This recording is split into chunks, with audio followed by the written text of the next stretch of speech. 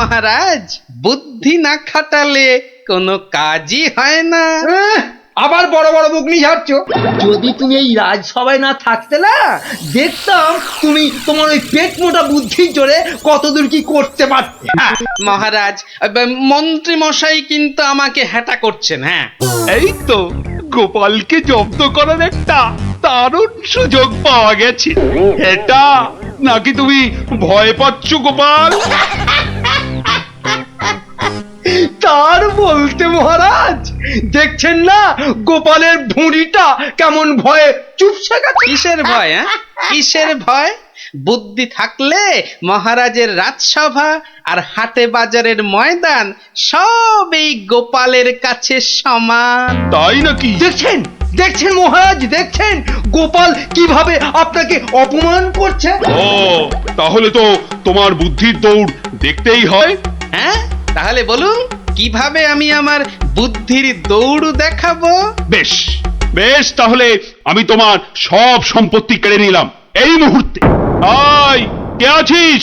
এক্ষুনি গোপালের বাড়ি যা, গিয়ে টাকা পয়সা সোনা দানা যা আছে সব সব নিয়ে আয়। সে কি? আর এই অবস্থায় তুমি তোমার যা ওই সম্পত্তি ছিল, এই ধরো গিয়ে 10,000, তার দ্বিগুণ করে আমার কাছে নিয়ে আসবে ঠিক 1 মাসের মধ্যে। 1 মাসটা একটু কম হয়ে গেল না মহারাজ? যতই বেশি সময় নাও, এ কম্য তোমার নয় গোপাল। বেশ, দেখাই যাক। তা মহারাজ, ওই আমার তো এখন টাকা পয়সা কিছুই নেই, তাই বলছিলাম যে ওই ইঁদুরটাকে কি পাওয়া যাবে? হ্যাঁ হ্যাঁ, ইঁদুর বিড়াল যা পাবে সব নাও নাও নাও।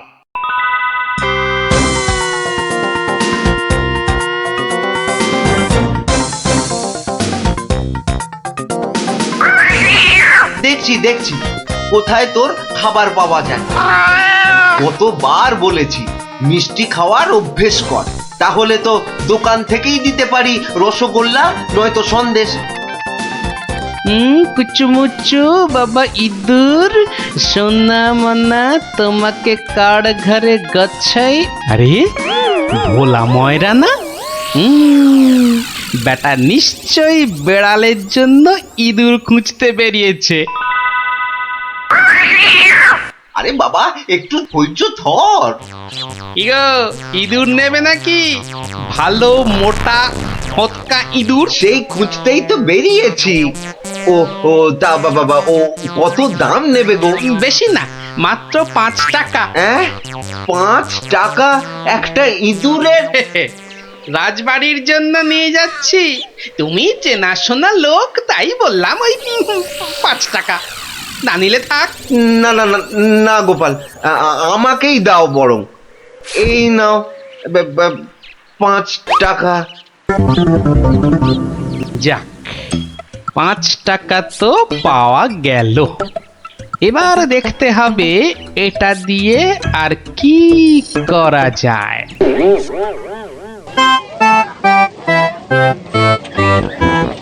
জল আছে, জল, সুন্দর খাবার জল, সঙ্গে আবার গুড়।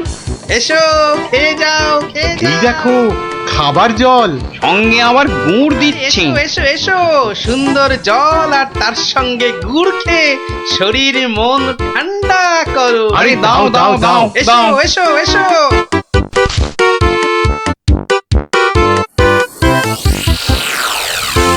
খাও খাও খাও, গুড় জল খাও। কোনো পয়সা লাগবে না, শুধু একটু ফুল দিলেই হবে। আমার বাকি যা ফুল আছে নাও। আমারগুলো নাও।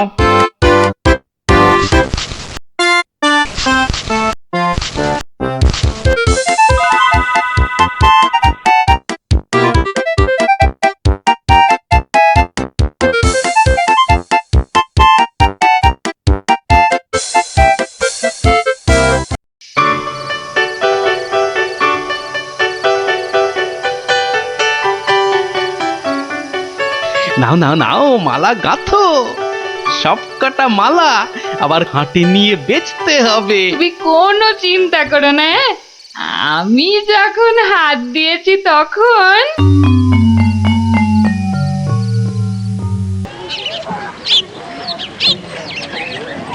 মালা আছে মালা, মাত্র 2 টাকায় বড় বড় রজনীর মালা। ও বাবা, আসুন ওই টেকুটার কাছে এত সস্তা গাঁদার মালা? মাত্র যাই তো। 1 টাকা। আসুন আসুন। আরে আমাকে দাও, আরে, আমাকে দাও, আমাকে দাও। আমাকে দাও না, আমাকে একটা দাও না, আমাকে দাও। আরে আবার আমাকে দাও, আমাকে দাও।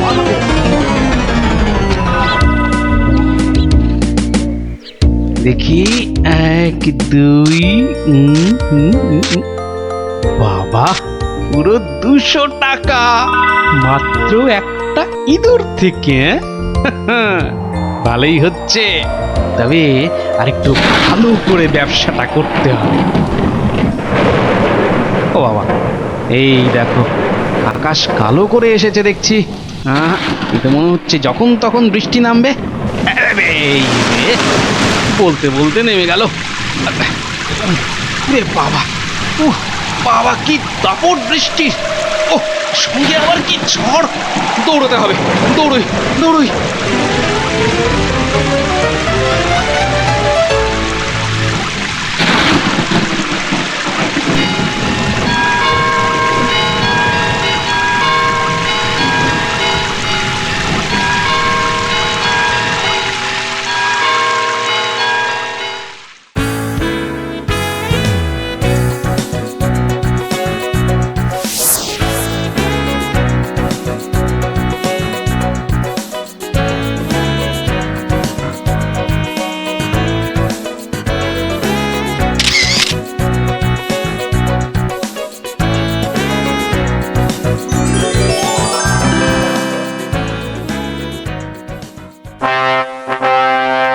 কি মন্ত্রী, গোপালের খবর কি? টাকা জমাচ্ছে খুব না? কিন্তু এদিকে দিন যে একের পর এক চলেই যাচ্ছে। যাক না, যাক যাক। যখন দুগুণ সম্পত্তি করতে পারবে না, তখন আমাকে আপনাকে হ্যাটা করার মজা বুঝবে বাছাধন। কিন্তু এখন তো আমাদের মজা দেখাতে নবাব বাদশাহ এক বণিককে এখানে পাঠাচ্ছেন। তাহলে তো মহারাজ আমাদের ওই বণিককে খুব ভালো করে খাতির যত্ন করতে হবে। শুধু কি বণিক, তার সঙ্গে কত লোক আসছে জানো, ওই ঘোড়ায় চেপে। কত কত মহারাজ? 200। তাহলে কি হবে মহারাজ? তাই তো মন্ত্রীকে ভার দিচ্ছি, এক্ষুনি বাজারে গিয়ে ওদের যাতে খাবার দাবারের কোনো রকম অসুবিধে না হয় তার ব্যবস্থা করতে। যাও যাও যাও যাও মন্ত্রী, কাজে লেগে পড়ো, যাও যাও। হ্যাঁ মহারাজ। বাহ বাহ বাহ বাহ বাহ, আজও ভালোই বিক্রি হলো মালা। কিন্তু এভাবে তো 20,000 টাকা করতে অনেক সময় লেগে যাবে। আর কি করা যায়, আর কি করা যায়? আরে গোপাল না? কি হে গোপাল, কেমন আছো? আর আছি। আপনাকে আর মহারাজকে হ্যাটা করার মজা এখন হাড়ে হাড়ে বুঝছি। কিন্তু আপনি এখানে কেন মন্ত্রী মশাই? কেন? নবাব বাদশাহ এক বণিককে এখানে পাঠাচ্ছেন। ভালো করে খাতির যত্ন করতে হবে। তাই তো মন্ত্রীকে ভার দিচ্ছি বাজারে গিয়ে খাবার দাবারের ব্যবস্থা করতে। না না না না না না, আমার আর দাঁড়ানোর সময় নেই, আমি আসছি আসছি। হ্যাঁ হ্যাঁ হ্যাঁ, আপনি যান।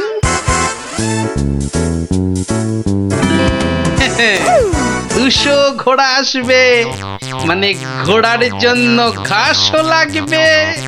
পেয়েছি পেয়েছি, এক দানেই 20,000 টাকা করার ফন্দি পেয়েছি।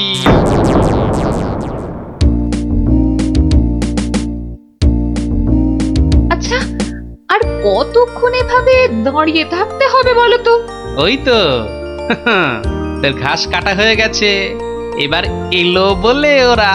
হ্যাঁ, কুলালাদের ছেড়ে এবার ঘাস কাটুরিতে ধরলে কেন? এসো এসো, গুড় জল খেয়ে শরীর মন ঠান্ডা করো। এসো এসো। বাবা বাবা বাবা, গুড় জল, দারুন দারুন। চলো চলো গো চলো।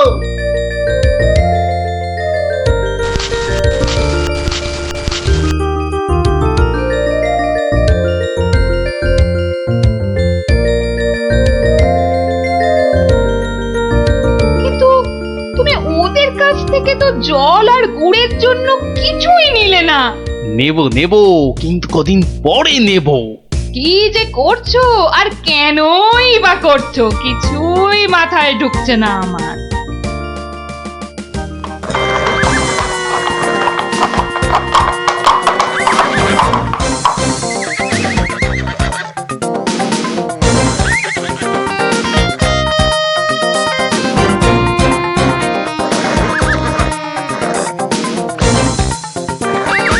ওই তো এসে গেছে বণিক। এবার আমার খেল শুরু।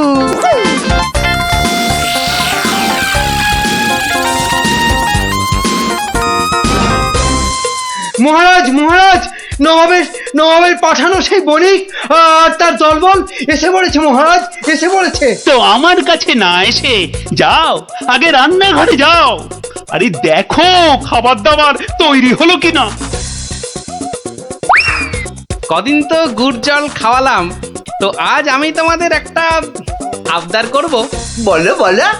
আজ তোমাদের কাটা ঘাস আমি নেব, আর কাল থেকে দুদিন তোমরা ঘাস কেউ কাটবেও না, আবার বিক্রিও করবে না। কি বুঝলে তো? বেশ, তুমি বলছো যখন তাই হবে।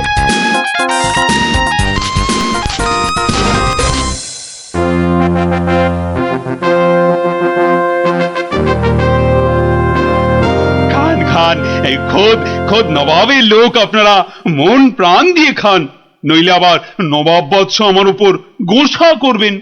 কিন্তু মহারাজ, আমাদের ঘোড়াগুলোর জন্য কিছু ঘাসের ব্যবস্থা যে করতে হবে। এ আর এমন কি কাজ? আই মন্ত্রী, যাও যাও, ঘোড়ার ঘাস লাও।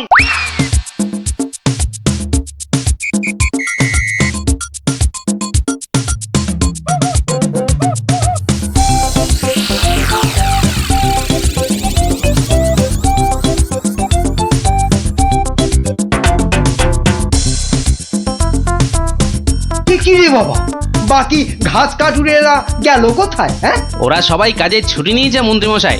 মানে? মানে আজ ঘাস বিক্রি করব শুধু আমি। ও, তা দাও দাও, তোমার সব ঘাস দিয়ে দাও তো, বণিকদের ঘোড়াদের খাবার। নিন না, নিন নিন নিন, দাম হলো গিয়ে মাত্র 1,00,000 টাকা। লক্ষ টাকা? তোমার মনে হচ্ছে পেট গরম হয়েছে টেকো ঘাসুরে? মন্ত্রীমশাই, পেট আমার বিলকুল ঠান্ডাই আছে, ধরে দেখতে পারেন।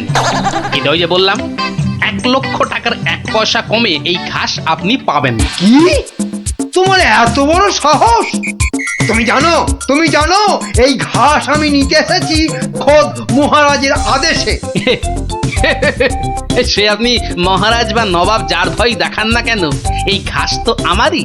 তাই এই ঘাস আমি ওই 1,00,000 টাকার কমে কিছুতেই বিক্রি করব না, ব্যাস। এ তো মুহা ডেপো এক গুয়ে ঘাসুরে। হ্যাঁ, এখন কি যে করি না, মহারাজের কাছেই যাই আবার।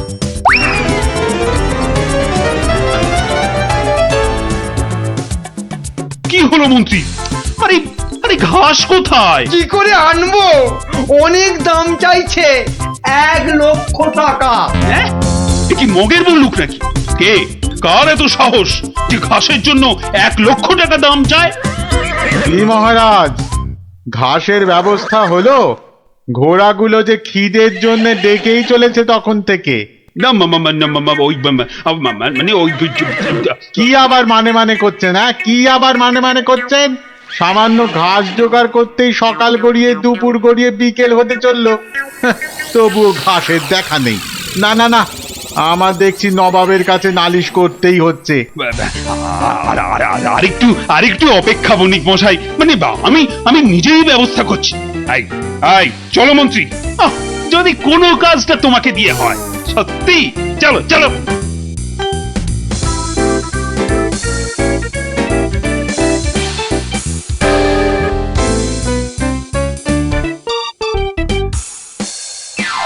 এই বেটে ঘাসুরে, তোমার এত সাহস তুমি আমার কথা শুনেও ঘাস দাওনি? দেব না তো বলিনি, বলেছি 1,00,000 টাকা দাম দিলে দেব। এই ঘাসুরে, তোমার সব ঘাস আমি কেড়ে নেব। নিন মহারাজ নিন। তাহলে জানবো মহারাজ কৃষ্ণচন্দ্র শুধু নিতেই জানেন, দিতে নয়। ও হরি, এ যে আবার সেন্টুতে মারছে, হ্যাঁ? না না না, তাহলে তুমি বলো ঠিকঠাক কত হলে মানে দিতে পারবে? হয়তো এবার পথে এসে গেছেন, তা কম টম করে ওই 50,000 মতন দেবেন। না না, অত পারবো না বাবা ঘাসুরে। বেশ, আপনি মহারাজ হয়ে এত যখন বলছেন তখন ওই ঠিক আছে 30,000ই দেবেন। এইটুকু ঘাসের জন্য 30,000? হ্যাঁ, আরে হাঁ করে দাঁড়িয়ে থেকো না মন্ত্রী, মশা ঢুকে যাবে। আরে দাও দাও, 30,000 টাকা দাও ওকে, আর ঘাসগুলো কাঁধে করে নিয়ে চলো। মহারাজ ওই টাকা আপনার কাছেই থাক। কেন কেন আমার কাছে থাকবে কেন? আপনি চেয়েছিলেন 2 গুণ, আর আমি করলাম 3 গুণ, মানে 30,000। মানে তুমি গোপাল? তাহলে প্রমাণ হলো তো যে বুদ্ধি থাকলে সেটা মহারাজের রাজসভাই হোক আর এই হাটে বাজারের ময়দানি হোক, গোপালের কেরামতি সব জায়গাতেই খাটে। হ্যাঁ,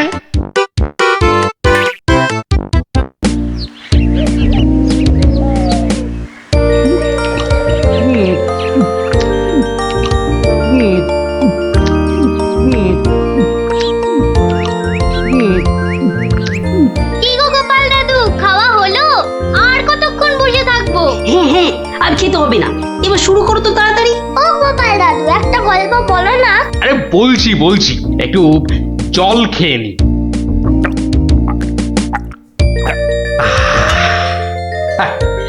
শোন তবে, মন দিয়ে শোন। আমি তো মহারাজ কৃষ্ণচন্দ্রের রাজসভায় রোজই যাই, হাসি তামাশা করি, তা বেশ আনন্দেই দিন কাটছিল। তা কয়েকদিন হলো আমি শরীর খারাপের জন্য যেতে পারিনি, বুঝলি। সেই সময়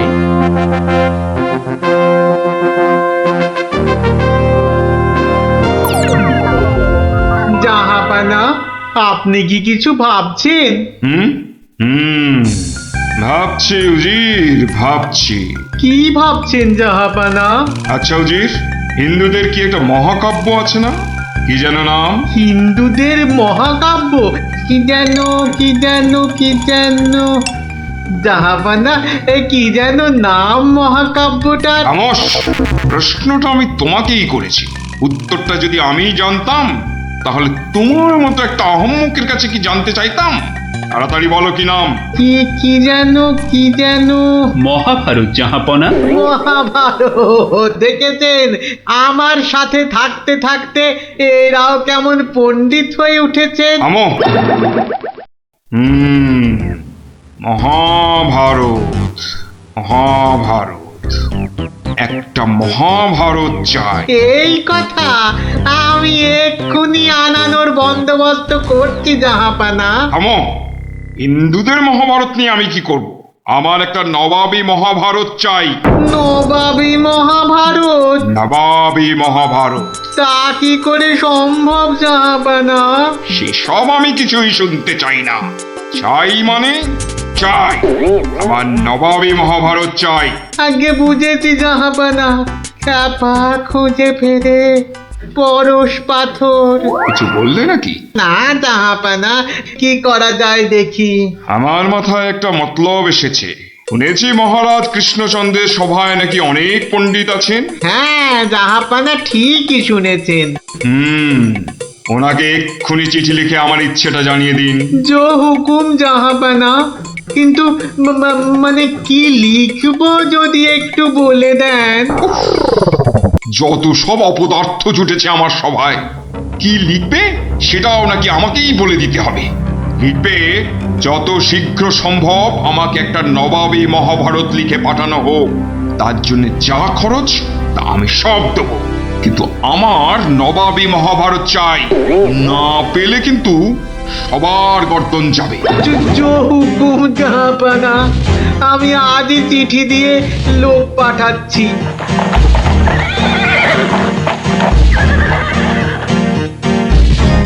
শুনলেন তো সবাই, এই খামখেয়ালিপনার কোনো মানে হয়? কিন্তু এখন উপায়টা কি? উপায় তা আবার আছে নাকি? থাকলে তো মুন্ডুটা বাঁচতো। এখনই এত হতাশ হবেন না মহারাজ, কিছু একটা উপায় বার করতেই হবে, একটু ভাবতে হবে, ভাবতে হবে। আরে ভাবুন ভাবুন, আপনারা সবাই মিলে ভাবুন। যদিও ভেবে লাভ নেই, তবু ভাবুন ভাবুন।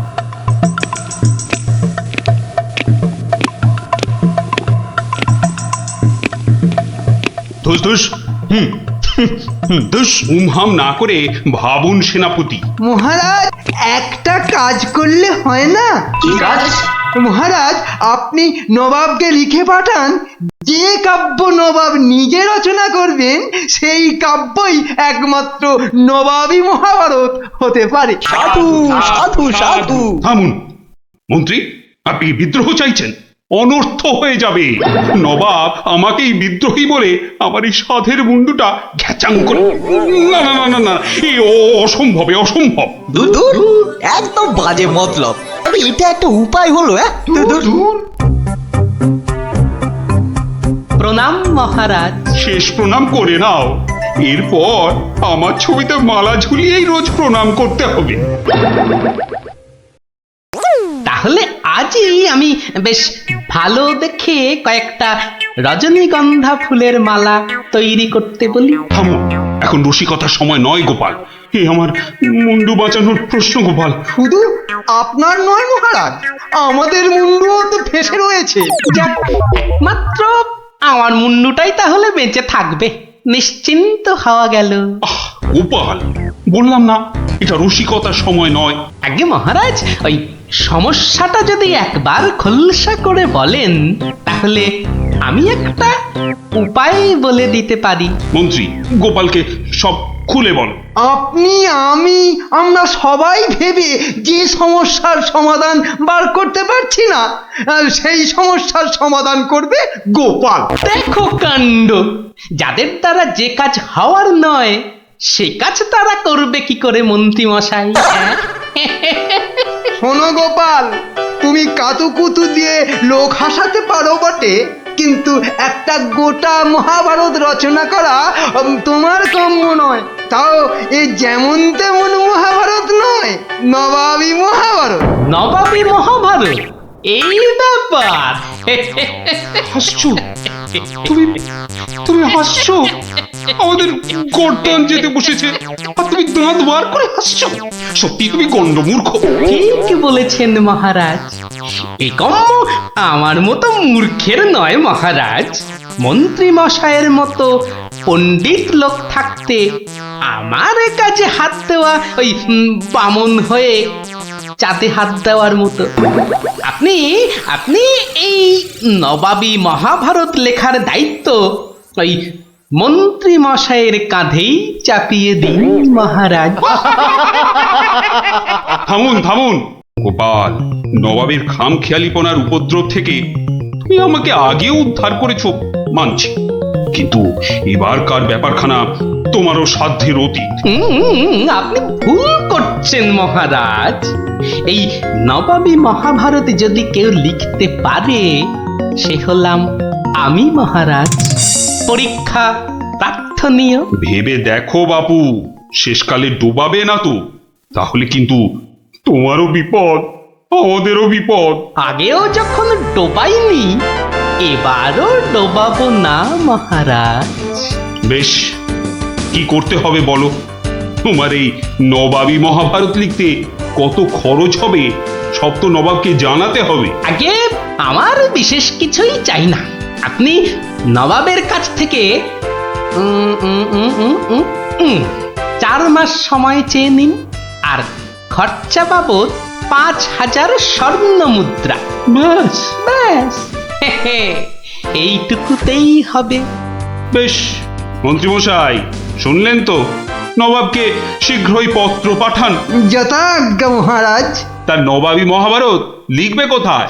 ভাবছি বাড়িতে বসেই লিখব। সে কি, 4 মাস তুমি রাজসভায় আসবে না? কি করব মহারাজ, হাতে সময় বড়ই কম। না না না, তা হবে না। রোজ না হয় সপ্তাহে অন্তত 3 দিন তোমাকে কিছুক্ষণের জন্য হলেও রাজসভায় আসতেই হবে। তা না হলে তো আমি শান্তি পাবো না। বেশ, আপনার ইচ্ছা যখন তাই হবে।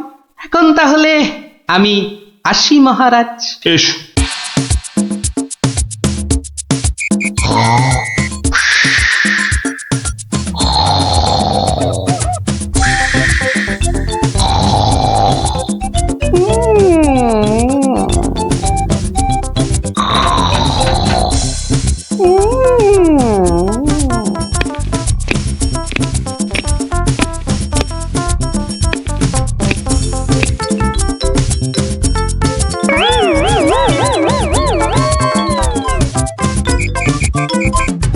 মন্ত্রীমশাই, গোপালের রচনা কতদূর?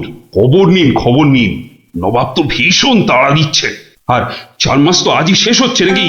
আগে গোপাল বলেছে আজই রাজসভায় এসে সব জানাবে। আমি হাজির মহারাজ। বাহ, তোমার চেহারায় তো বেশ বৃদ্ধি হয়েছে তো। তাজা বলেছেন মহারাজ, বসে কাজ তো তাই। তা তোমার কাজ কত দূর? 4 মাস তো হয়ে গেল। আগে আরো 1-2 মাস লাগবে মহারাজ, সঙ্গে আরো 1000-2 স্বর্ণ মুদ্রা। বেশ, আমি নবাবকে জানিয়ে দিচ্ছি। কিন্তু 2 মাসেই শেষ হবে তো তোমার লেখা? হবে হবে মহারাজ, হবে। শেষ হলে দেখবেন সবার পিলে একেবারে চমকে যাবে। তা ভালো। আমি তাহলে আসি মহারাজ। কালই আমার বাড়িতে স্বর্ণ মুদ্রাগুলো পাঠিয়ে দেবেন। প্রণাম মহারাজ। বেশ বেশ।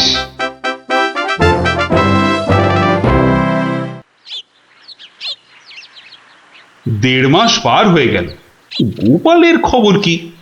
দিকে ভয়েতে যে হাত পা সব পেটের ভেতর ঢুকে যাচ্ছে। তখনই বলেছিলাম ওই সব এলেবেলে গণ্ডমূর্খকে এইসব গুরুতর দায়িত্ব দেবেন না, শেষমেশ ও ডোবাবে, এই আমি বলে দিই। প্রণাম মহারাজ। এসো এসো গোপাল। এসব কি? বস্তা কেন?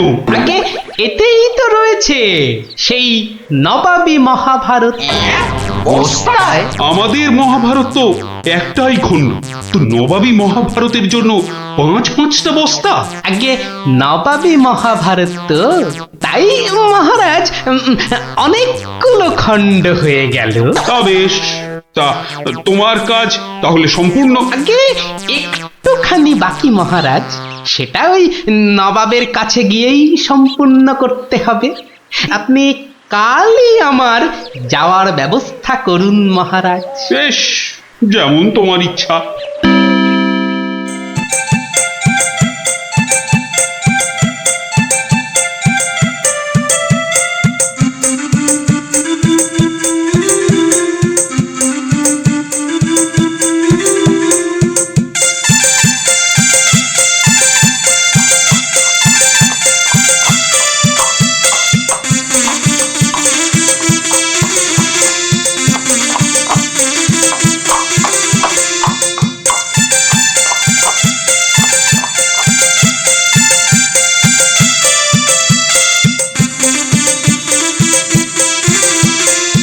জাহাপানা, মহারাজ কৃষ্ণচন্দ্রের কাছ থেকে গোপাল এসেছে।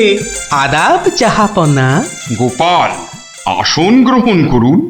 নবাবী মহাভারত এনেছেন? এনেছি, বাইরে গরুর গাড়িতে আছে হুজুর। হ্যাঁ, নবাবী মহাভারত গরুর গাড়িতে? কেন, ঘোড়ার গাড়ি করে আনলেই তো পারতেন।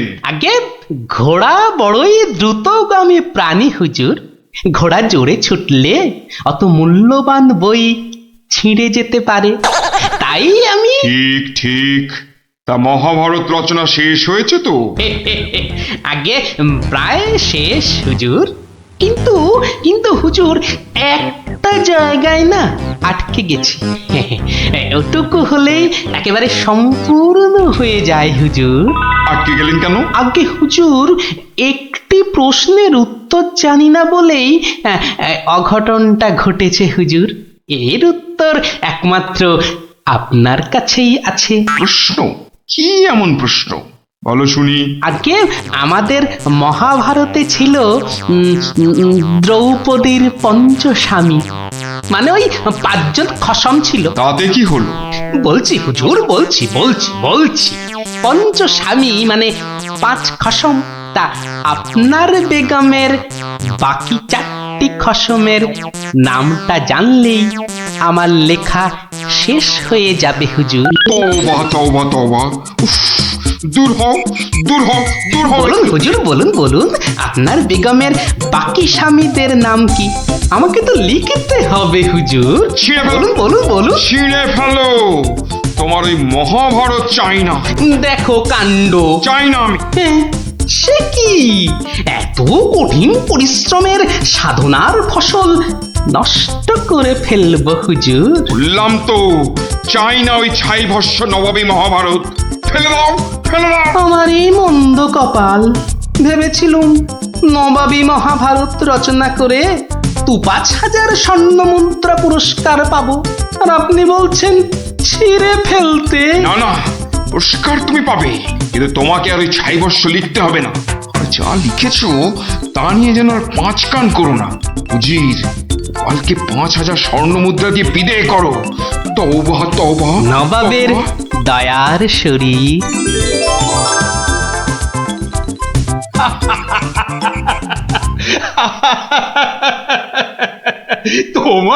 তোমার জবাব নেই। কিন্তু ওই মহাভারতে তুমি কি লিখেছো তা জানতে যে খুব ইচ্ছে করছে। এ কি, এই যে সব বাজে কাগজ। বুদ্ধি থাকলে বাজে কাগজই নবাবী মহাভারত হয়ে যায় মহারাজ। মন্ত্রী মশাই, এই গোপালকে 2,000 স্বর্ণ মুদ্রা পুরস্কার দেওয়া হোক এক্ষুনি। বলেছিলাম লিখতে মন্ত্রী মশাই, আপনি তো লিখলেন না।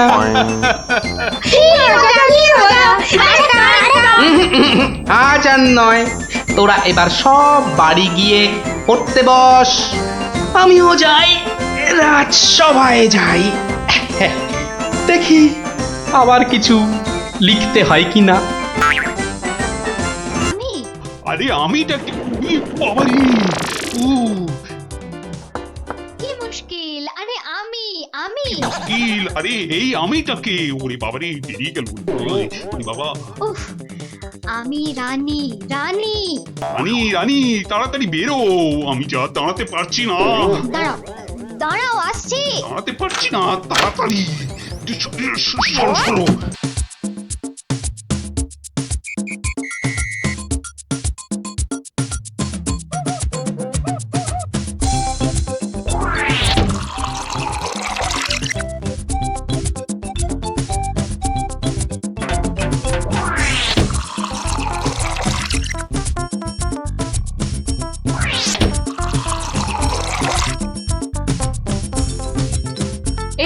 এই কি হলো বলো তো?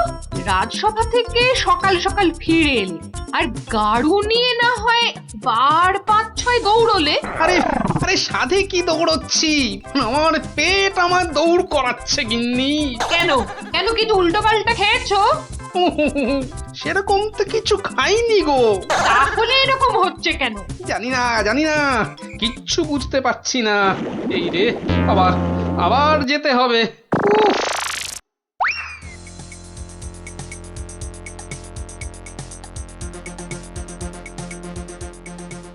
আমি বলি একবার রাজবৈদ্যর কাছে যাও না। এখন না, আমি একটু গাড়ু নিয়ে ঘুরে আসি, বুঝলে? তারপর তুমি আমার পেটে বাতাস করলেই দেখবে আমার পেট খারাপ বাতাসের মতো হাওয়া হয়ে যাবে। ন্যাক কাম না করে যাও তো যাও, গাড়ুর কাজটা করে।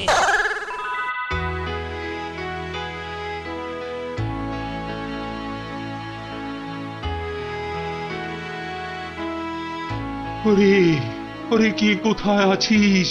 আমায় বাতাস কর, বাতাস। এই তো মহারাজ, এই তো আমি। আরে আমিটা কে? হ্যাঁ, আমি চুনি। রানী কোথায়? রানী রানীমা শুয়ে আছে, নিচে নিচের ঘরে। আহা, এদিকে যে আমার পেট করে ভুটভাট, মাথা ঘুরে বনবন।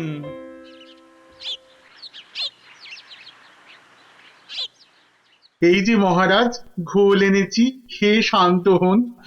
এসবে হবে না, হবে না, রাজবৈদ্যকে ডাকো, এক্ষুনি ডাকো, এক্ষুনি।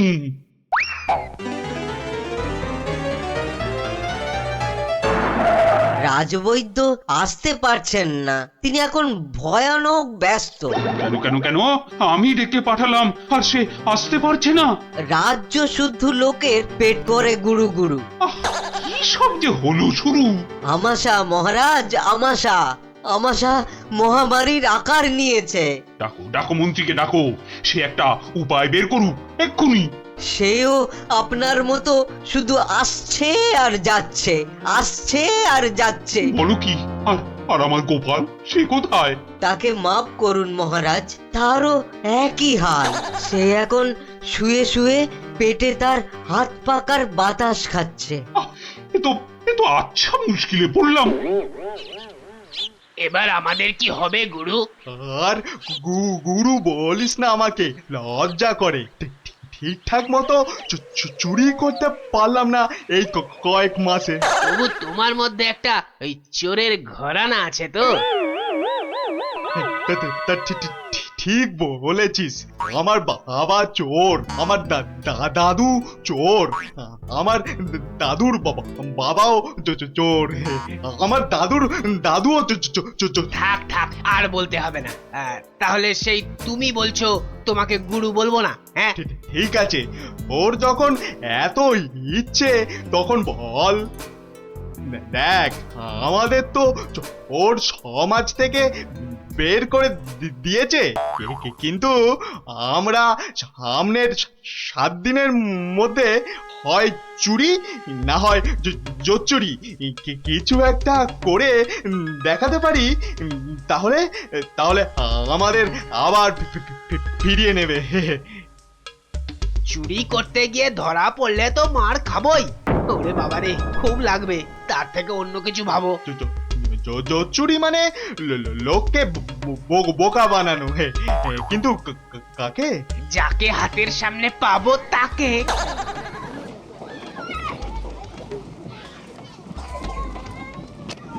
কিসের এত আওয়াজ বলো তো?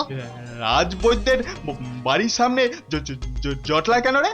চল তো দেখি। মারা যাব রাজবৈদ্য মশাই, কিছু একটা উপায় করুন। সেই চেষ্টাই তো করছি। যাচ্ছে তাই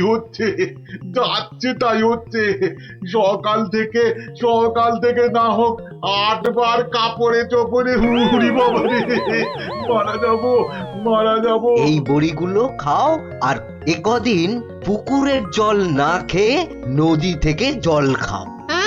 নদী? সে তো অনেক দূর। তা বললে তো হবে না, ওই নদীর জলই খেতে হবে। পেটের ব্যথায় মরে যাচ্ছি। তুমি তো এই কিছুক্ষণ আগেই ওষুধ নিলে। ওষুধে কাজ হচ্ছে না তো। খুব চিন্তার কথা। তাহলে তো নতুন ওষুধ বানাতে হবে মনে হচ্ছে। এ কি গো গুরু? এ তো শুধু পিলপিল করে লোক আসছে আমাশার ওষুধ নিতে রে। তাহলে আমরাও তো আমাশার ওষুধ দিতে পারি গুরু। আলবাত পারি। চলো তাহলে, জোচ্চুরি করার এর থেকে ভালো সুযোগ আর পাবো না গুরু। কিন্তু তার আগে আমাদের একটু সাজগোজ করে নিতে হবে না রে?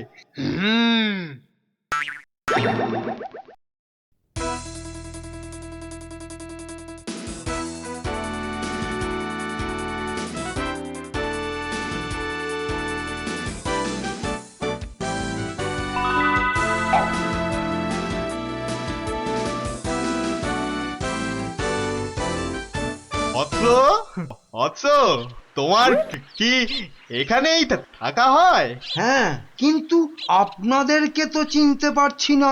সেটা পারার কথাও না, আমরা হিমালয়ের আশ্রম থেকে আসছি। গুরুর আদেশ। গুরুদেব কাল আমাদের বললেন ওরে কৃষ্ণনগরে যা, ওখানে মহামারী লেগেছে, মানুষ তোদের খুঁজছে। মহামারী বটে, তা উনি কি করে জানলেন? উনি জানবেন না তো কি তুমি জানতে পারবে?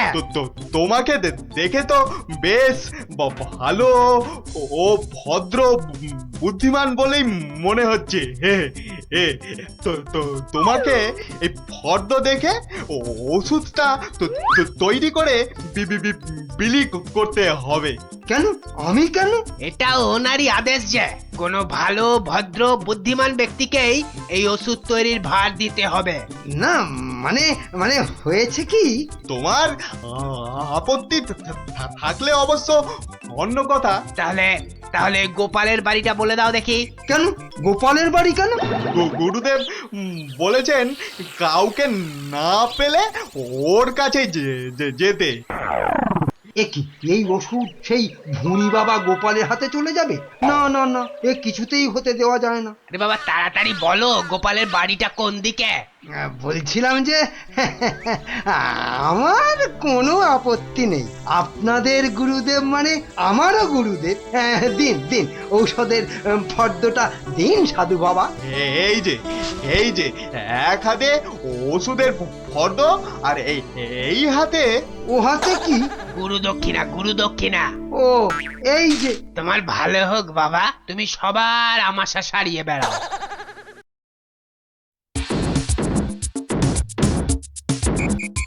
ব্যাস ওষুধ তৈরি, এবার শুধু বিলি করার পালা। তোমার কি পেট খারাপ থেকে মাথা খারাপ হয়ে গেল? এতগুলো সোনার মোহর দিয়ে কি হিজি পেজি ওষুধ তৈরি করার পর তো কিনেছো, তার উপর এটা বেটে ওটা থেতো করে কি সব ওয়াথু।